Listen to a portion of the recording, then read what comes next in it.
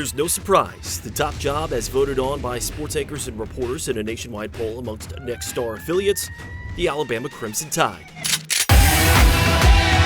Alabama garnered the top vote by 79% of the voters across the country. The highest perception of the Tide, the SEC West, where the program took home 100% of the top votes by that division's voters. After that, the number 2 program in the country, and by a wide margin, the Ohio State Buckeyes. The biggest surprise revelation? Well, despite not winning a football national championship in the last 4 decades, the Georgia Bulldogs were ranked the 3rd best college football program in the country. That said, the Dogs, over a period of the past 6 recruiting cycles, have recruited the 2nd best classes across that span, according to 247 Sports.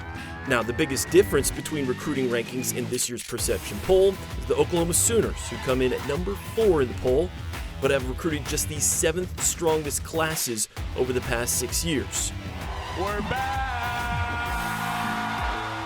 And yes, the Texas Longhorns were picked as the final top 5 job in the country by sports anchors. The rest of the top 10 in order: Notre Dame, LSU, Southern Cal, Florida, and rounding out the list at number 10, the Clemson Tigers. But maybe the most interesting case is LSU.